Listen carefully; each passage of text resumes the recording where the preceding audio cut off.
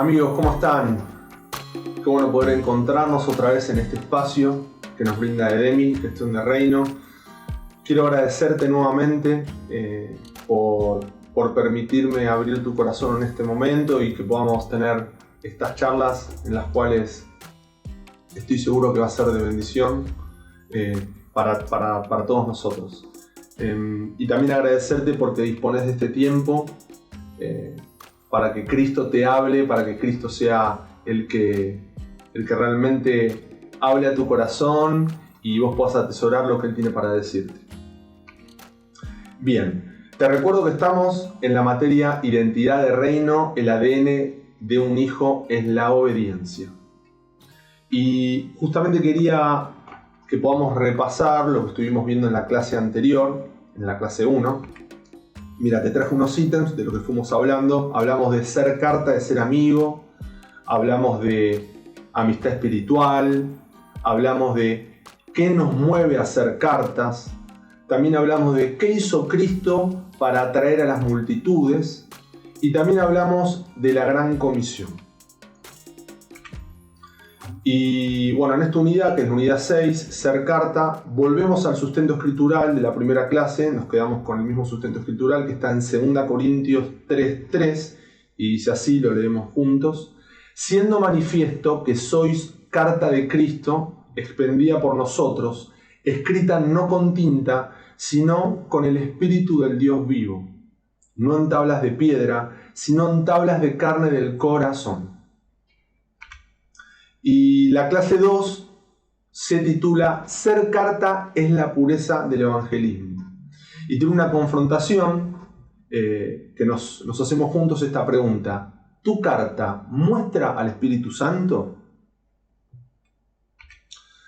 Mira, cuando Pablo dice en el sustento escritural que leímos recién, sois carta de Cristo, ¿de qué te parece que nos está hablando?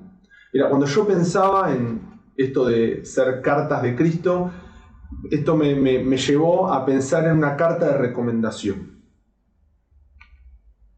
¿Y qué es una carta de recomendación? Te traigo la definición para que la veamos juntos. Mira, una carta de recomendación o carta de presentación es un documento realizado por una empresa o una persona que sirve para resaltar las aptitudes y actitudes de mayor utilidad para otra compañía. En resumen, en realidad, la carta de presentación lo que hace es marcar las características importantes de una persona para un puesto en particular. Ahora bien, ¿cómo se realiza la carta de presentación? Primero debe colocarse la ciudad y la fecha, indicar el destinatario o en caso de conocerlo a quien corresponda, aclarar que conoces al recomendado, por cuánto tiempo y qué relación tienen, y lo más importante de esto es mencionar las cualidades y habilidades más sobresalientes de esta persona. Entonces Dios nos está diciendo a través de Pablo que somos una carta o reflejo con un emisor que vendría a ser el Espíritu Santo, Cristo mismo, y un destinatario, los que te rodean, los cuales van a ver estas cualidades que mostramos. Ahora, esto me lleva a pensar sobre una palabra que escuché mucho en mi camino como cristiano, que es el testimonio. Porque justamente el testimonio refleja lo que somos. Ahora, ¿qué significa testimonio? Mira, te traigo la definición que si querés la leemos juntos.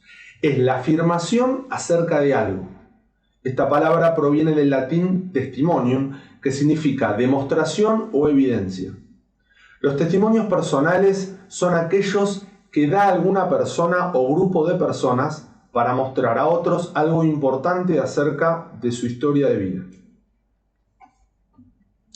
Ahora bien, entendiendo estos dos pilares, pero sin tener en cuenta el accionar del Espíritu Santo en nuestra vida, todo esto no tiene sentido. El Espíritu Santo es el que nos forma, nos capacita y nos transforma para impregnarnos de lo que llamamos buenas obras. Ahora bien, te traigo a colación de lo que es las buenas obras tres pasajes bíblicos que justo están en Tito, que justamente habla de las buenas obras. Si los leemos juntos. Mirad, Tito 2.14 dice: quien se dio a sí mismo por nosotros para redimirnos de toda iniquidad y purificar para sí un pueblo propio, celoso de buenas obras. En Tito 2.7 dice: presentándote tú en todo como ejemplo de buenas obras. Y en Tito 3.1 dice: que obedezcan, que estén dispuestos a toda buena obra. Seguramente en el material vas a ver otros ejemplos para, obviamente, afianzar esto de buenas obras, pero te quería traer estos tres. Y cuando somos justamente, como hablamos recién, portadores del Espíritu Santo y nos sujetamos a Él, Cristo a través de Él transforma nuestras vidas, nuestros actos, y allí empiezan a fluir las buenas obras que son generadas justamente a través del fruto del Espíritu Santo. Y quería justamente traerte este pasaje de Juan, que está en Juan 15, que la verdad que creo que es central cuando hablamos del fruto del Espíritu. Mira, lo leemos juntos. Dice así: yo soy la vid verdadera, y mi Padre es el labrador. Él corta de mí toda rama que no produce fruto, y poda las ramas que sí dan fruto, para que den aún más. Ustedes ya han sido podados y purificados por el mensaje que les di. Permanezcan en mí, y yo permaneceré en ustedes, pues una rama no puede producir fruto si la cortan de la vid, y ustedes tampoco pueden ser fructíferos a menos que permanezcan en mí. Ciertamente yo soy la vid, ustedes son las ramas. Los que permanecen en mí y yo en ellos producirán mucho fruto, porque separados de mí no pueden hacer nada. El que no permanece en mí es desechado como rama inútil y se seca. Todas esas ramas se juntan en un montón para quemarlas en el fuego. Si ustedes permanecen en mí y mis palabras permanecen en ustedes, pueden pedir lo que quieran y les será concedido. Cuando producen mucho fruto, demuestran que son mis verdaderos discípulos. Eso le da mucha gloria a mi Padre. Y cuando leía justamente este pasaje, me venía justamente separar un poco lo que habla, ¿no? Habla de la vid, que la vid es Cristo. Habla de las ramas que dan fruto. Los frutos justamente es el carácter de Cristo, que vamos a hablar incluso en otro pasaje más adelante, que habla de lo que sería la paz, la paciencia, la bondad, la benignidad, la mansedumbre, la fe, la modestia, el gozo. Y después habla del labrador, que el labrador es Dios mismo. Me encanta cuando justamente habla de que las ramas que no dan frutos son cortadas, porque mucho tiempo yo pensé que en realidad Dios quería justamente, como yo era la rama, me cortaba a mí, como que me desechaba, y en realidad este pasaje no habla de eso. Este pasaje habla de que Él corta justamente, no sé, yo pensaba en esto de frutos malos, o lo que no da fruto, pero lo corta para que pueda dar fruto, porque de hecho así funciona, ¿no? Un árbol, una planta, es podado para que pueda dar fruto nuevamente, y Cristo hace eso. Ahora, ¿de qué manera damos frutos? Que son los atributos del Espíritu Santo. Estando sujetos a la vid, permaneciendo en Cristo Jesús. Así el labrador se ocupará de cortar lo que considera necesario, ya sea para dar más fruto, como hablamos recién, o porque no ha dado nada. Mira, en Mateo 7, del 15 al 20, nos dice lo siguiente, que es importante que lo tengamos en cuenta. Dice así: ten cuidado de los falsos profetas que vienen disfrazados de ovejas inofensivas, pero en realidad son lobos feroces. Puedes identificarlos por su fruto, es decir, por la manera en que se comportan. ¿Acaso puedes recoger uvas de los espinos o higos de los cardos? Un buen árbol produce frutos buenos y un árbol malo produce frutos malos. Un buen árbol no puede producir frutos malos y un árbol malo no puede producir frutos buenos. Por lo tanto, todo árbol que no produce frutos buenos se corta y se arroja al fuego. Así es, de la misma manera que puedes identificar un árbol por su fruto. Puedes identificar a la gente por sus acciones. Ahora, a mí no me gusta pensar en cuál de estos falsos profetas vienen disfrazados. Yo en realidad prefiero ponerme en primer lugar. Yo muchas veces di frutos malos. Pero me parece que lo más interesante, como hablamos recién, es que Dios, que es el labrador, corta esos frutos malos.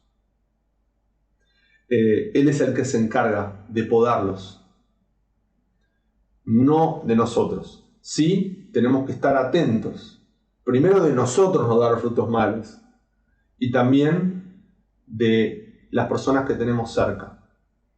Creo que es central y es importante entender que servir a Dios no hace que Él nos conozca. Dios nos conoce por los frutos que son el carácter de su Hijo Jesucristo en nosotros. En Mateo 7:21 dice lo siguiente: no todo el que me llama Señor, Señor, entrará en el reino de los cielos. Solo entrarán aquellos que verdaderamente hacen la voluntad de mi Padre que está en el cielo.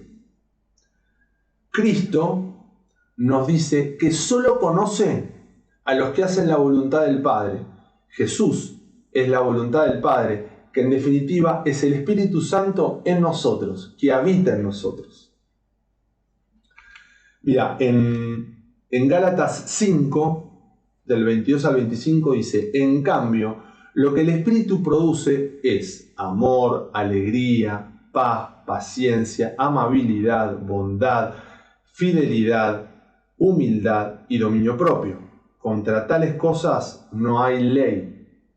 Y los que son de Cristo Jesús ya han crucificado la naturaleza del hombre pecador junto con sus pasiones y malos deseos. Si ahora vivimos por el Espíritu, dejemos también que el Espíritu nos guíe. Y me gusta lo que dice el pasaje, ¿no? Contra tales cosas no hay ley. Porque en realidad, justamente, la característica de la persona de Cristo, que son justamente es el fruto, impacta a donde estés, a donde vayas, sin importar si sos católico, sos cristiano de Hermanos Libres, sos cristiano bautista, no importa la denominación, no importa la religión, lo que importa es lo que habla a través tuyo, que son los frutos. Y los que están a tu alrededor lo identifican, por eso esto es ganancia para quien lo refleja y para quien lo recibe, es de bendición. Cuando Pablo nos dice, ya han crucificado la naturaleza del hombre pecador junto con sus pasiones y malos deseos, nos está hablando de muerte y vida. La muerte es el pecado del hombre. Pero cuando nos dice, si ahora vivimos por el Espíritu, dejemos también que el Espíritu nos guíe, esto significa que Cristo a través del Espíritu Santo nos unge, nos santifica, nos hace justos ante Dios. Cristo te justifica frente al Padre. Porque cuando morimos a nosotros mismos, nuestro viejo hombre, nuestro Adán, nuestra maldad es crucificada conjunto con Cristo Jesús. Nosotros no aceptamos a Dios. Qué hermoso. Dios nos recibe y acepta. El Padre nos acepta viéndonos a través del sacrificio de Jesús en la cruz. Cuando Dios te ve a Cristo, porque Cristo es el camino al Padre. Él es el que derramó su sangre y murió por nosotros. Y me encanta entender esto, que creo que es esencial, porque creo que es central para que nosotros podamos entender. No es lo mismo saber que Cristo murió por mí que entender que mi viejo hombre está crucificado con Cristo, conjuntamente con Cristo. Está bueno entender de que cuando aceptamos al Señor como nuestro Dios y Salvador, nuestro hombre, nuestro Adán, tiene que morir, tiene que ser crucificado conjuntamente con Cristo, para que Cristo sea el que viva en nosotros. Esto habla de un nuevo nacimiento. Ahora, Pablo nos dice en Filipenses 3, del 8 al 9, lo siguiente. Así es, todo lo demás no vale nada cuando se lo compara con el infinito valor de conocer a Cristo Jesús, mi Señor. Por amor a Él, he desechado todo lo demás y lo considero basura a fin de ganar a Cristo y llegar a ser uno con Él. Ya no me apoyo en mi propia justicia por medio de obedecer la ley, más bien llego a ser justo por medio de la fe en Cristo. Pues la forma en que Dios nos hace justos delante de Él se basa en la fe.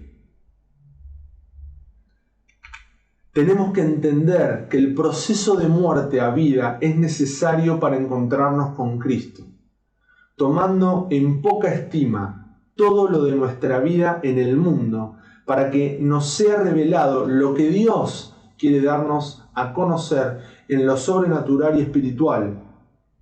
Mira, cuando Pablo dice justamente que ya no me apoyo en mi propia justicia por medio de obedecer la ley, y después dice, más bien llego a ser justo por medio de la fe en Cristo, Pablo perseguía a los cristianos. Pablo los mataba. Él crucificó a ese viejo hombre. Él ahora tuvo un nuevo nacimiento. Cristo es el que vive en él. Y justamente todo esto se basa a través de la fe. Hay un proceso de muerte a vida, como estábamos hablando. Y justamente él desestima toda esa ley y ese bagaje que traía de su cultura, y se le fue revelado Cristo mismo. Obviamente en lo espiritual, y él empieza a caminar justamente como dice, en la fe. Qué hermoso es entender esto, del proceso de muerte a vida. Ahora, te traigo la palabra ministerio igual servicio, porque en realidad ser carta, que está obviamente relacionado con la evangelización, porque esa carta tiene un emisario y un destinatario, y es un servicio. Obviamente hablamos de ministerio. Y te quería traer justamente la definición. El término ministerio traduce el griego diaconía, que generalmente indica servicio, actividad que se ejerce con el servir. Ministerio es un oficio o trabajo asignado por el Señor para edificación de su iglesia. Servicio que rinde una persona a otra, que en sentido bíblico generalmente es una relación personal, no un simple trabajo manual. En Marcos 10:4 dice lo siguiente: porque ni aun el Hijo del Hombre vino para que le sirvan, sino para servir y dar su vida en rescate por una multitud. Ya lo habíamos nombrado o mencionado en la clase anterior, esto, ¿no? Qué hermoso que el mismo Jesús, el mismo Cristo, no vino a ser servido sino a servir. Esas son las buenas obras que nos encomienda Cristo, que a través de los frutos del Espíritu Santo podamos servir y ayudar a otros. Qué increíble que la conversión a Cristo no sea solamente para sacarnos de la monotonía de nuestra vida, sino que a través del Espíritu Santo nuestro corazón cambie para que nuestro entorno cambie, donde fuimos plantados. Ahora bien, el servicio a Dios nos saca de nosotros mismos, de nuestras preocupaciones, el centro pasa a ser el otro. Por eso te animo a que seamos las manos y pies de Cristo, como ya hemos hablado, a través de las buenas obras canalizadas por el fruto del Espíritu Santo. Quiero mencionarte solamente esta escena que está en Juan 13, si querés la podés buscar, solamente te la quiero mencionar, que es cuando Jesús lavó los pies de los discípulos. En esos tiempos, los esclavos eran los que en las casas lavaban los pies de los invitados que llegaban. Imagínate que en esos tiempos las calles eran todas de tierra y las personas andaban con sandalias, prácticamente descalzos. Ahora bien, en este acto Cristo nos muestra el corazón de servicio.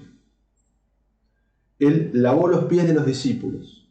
Seguramente había algunos pies que estaban más sucios que otros, pero a Él no le importó. Él nos encomienda justamente en ambos casos hacerlo. Jesús nos deja una enseñanza en la que los hijos de Dios deben ser humildes y amorosos. Enseña a tener una devoción de servir a los demás sin importar los intereses propios y sobre todo a cumplir lo que el Padre Celestial nos encomienda. Y en esto lo central justamente es el amor. Por eso te digo que si no tenemos amor, nada soy, nada sirve estos actos. El amor es justamente lo central. Para todo lo que hablamos hasta ahora, la amistad espiritual, ser cartas igual ser testimonio, hacer buenas obras a través de los frutos del Espíritu Santo. Se necesita amor. Mira, también te lo menciono, en 1 Corintios 13, justamente nombra, ¿no?, de que si hablo las lenguas de los hombres y aún de los ángeles, pero no tengo amor, no soy más que un metal que resuena o un platillo que hace ruido. Y si tengo el don de profecía y entiendo todos los designios secretos de Dios y sé todas las cosas, y si tengo la fe necesaria para mover montañas, pero no tengo amor, nada soy. Es así. Podemos justamente hacer un montón de buenas obras, pero si no tenemos amor, se pierde lo central, porque Dios es amor. En Juan 13, 34 al 35 dice lo siguiente: les doy este mandamiento nuevo, que se amen los unos a los otros. Así como yo los amo a ustedes, así deben amarse ustedes los unos a los otros. Si se aman los unos a los otros, todo el mundo se dará cuenta de que son discípulos míos. También en 1 de Juan 4, de 7 al 9 dice: el amor, señal de nuestra comunión con Dios. Queridos hermanos, debemos amarnos unos a otros, porque el amor viene de Dios. Todo el que ama es hijo de Dios y conoce a Dios. El que no ama no ha conocido a Dios, porque Dios es amor. Dios mostró su amor hacia nosotros al enviar a su Hijo único al mundo para que tengamos vida por Él.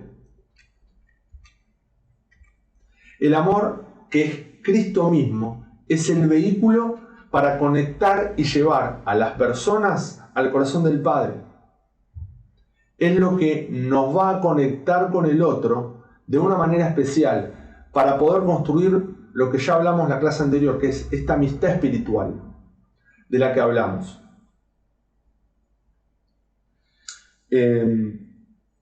Quería poder compartirte, para ir finalizando esta clase, un video, una canción que es de Alex Campos y Redimidos, que habla un poquito también de lo que estuvimos viendo en esta clase.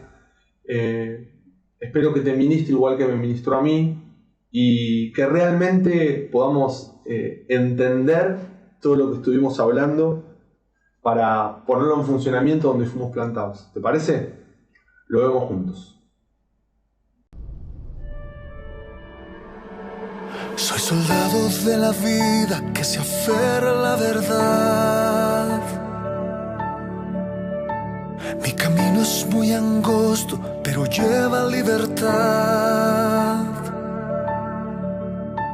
Mi destino no es incierto, en el cielo tengo hogar. Soldado que en la guerra aprendió allí cantar.